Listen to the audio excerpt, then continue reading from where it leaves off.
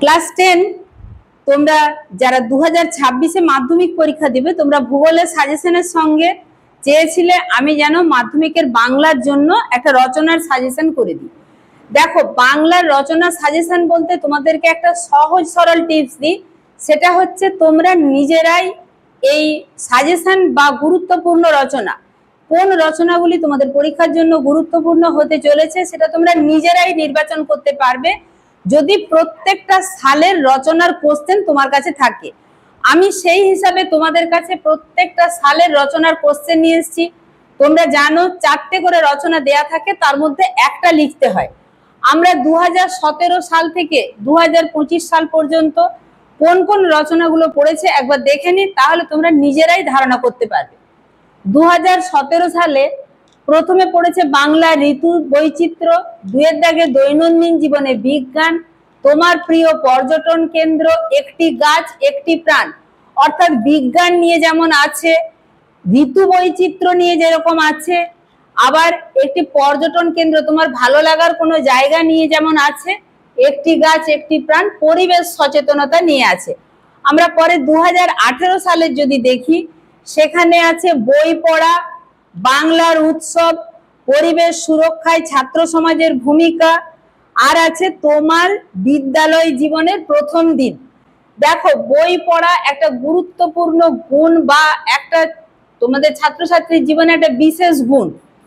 এটা হয়তো তোমরা বানিয়ে এত বড় রচনা লিখতে পারবে না, কিন্তু বাংলার উৎসব সবাই লিখতে পারবে। আমরা প্রত্যেকটা মাসে কি কি উৎসব হয় সেগুলো জানি, এটা পরপর সাজালেই হবে। মানে বলতে চাইছি কমন কোশ্চেন থাকে।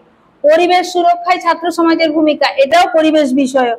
তোমার বিদ্যালয় জীবনের প্রথম দিন, এটাও তোমরা বানিয়ে কিন্তু লিখতে পারবে যে প্রথম দিন বিদ্যালয়টা তোমার কেমন কেটেছে, তোমার জীবনের একটা স্মরণীয় দিন।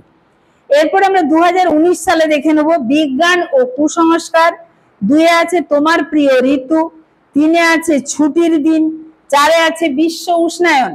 বিশ্ব উষ্ণায়নটা কি কিন্তু পরিবেশ সচেতনতা নিয়ে বা পরিবেশের যে দূষণের ফলেই এই বিশ্ব উষ্ণায়ন ঘটছে, ফলে পরিবেশ বিষয়ক। তোমার প্রিয় ঋতু বললাম যে এই বিষয়গুলো একটা থাকেই। আর আছে বিজ্ঞান ও কুসংস্কার।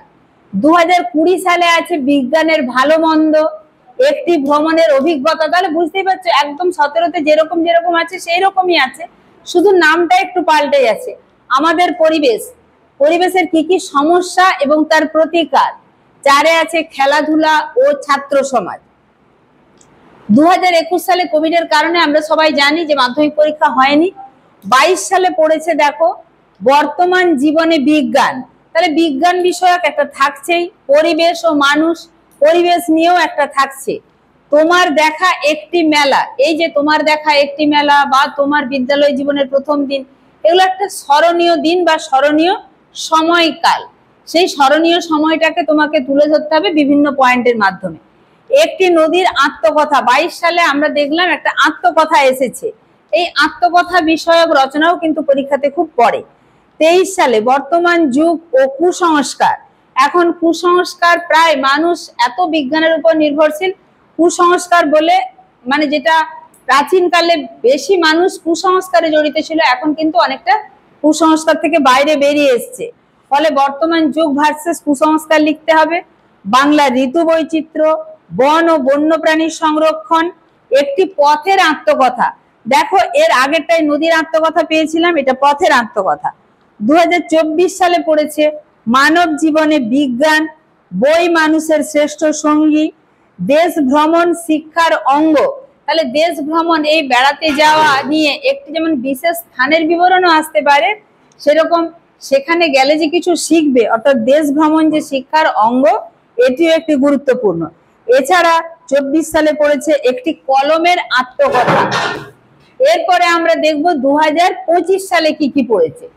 চরিত্র গঠনে খেলাধুলার ভূমিকা, 2-এ সময়ের মূল্য, 3-এ বন সংরক্ষণ, 4-এ দৈনন্দিন জীবনে বিজ্ঞান। তাহলে পুরো 17 সাল থেকে 25 সাল পর্যন্ত তোমরা সমস্ত রচনাগুলো জানার পর তোমাদের কি মনে হচ্ছে যে একটা বিজ্ঞান বিষয়ক থাকতেই পারে, একটা পরিবেশ বিষয়ক থাকতেই পারে। আমি এখানে 7টা তোমাদের জন্য তুলে ধরেছি। এই 7টা করলে 7টার মধ্যে 4টেই থাকবে এবং তোমরা অবশ্যই এই 7টা প্র্যাকটিস করলে একটা খুব ভালোভাবে লিখতে পারবে।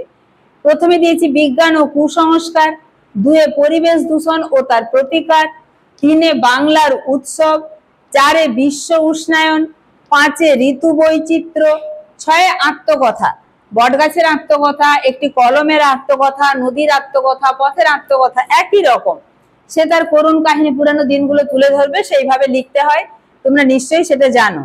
পরের দাগে আছে বিজ্ঞান আশীর্বাদ না অভিশাপ, অর্থাৎ ভালো মন্দ দুটো দিকই তুলে ধরা। তাহলে বুঝতে পারছো, তোমরা দরকার হলে একটু স্ক্রিনশট নিয়ে নাও যে সবগুলো সালে কি কি প্রশ্ন পড়েছে, অর্থাৎ সেই প্রশ্ন থেকে সাজেশন কিন্তু তোমরা নিজেরাই তৈরি করে নিতে পারবে। আশা করবো ভিডিওটা তোমাদের ভালো লেগেছে, অবশ্যই লাইক করবে, নিচে হাইপ পয়েন্টটাও যোগ করে দিবে। তোমার যেরকম কাজে লাগছে ভিডিওটা, সেরকম তোমার বন্ধুদেরও কাজে লাগবে, তাই বন্ধুদের মাঝেও শেয়ার করে দিও। আর চ্যানেলে নতুন হয়ে থাকলে অবশ্যই চ্যানেলটা সাবস্ক্রাইব করে পাশে থাকা বেল আইকন প্রেস করে নোটিফিকেশন অল করে দিও। দেখা হচ্ছে পরের ভিডিওতে।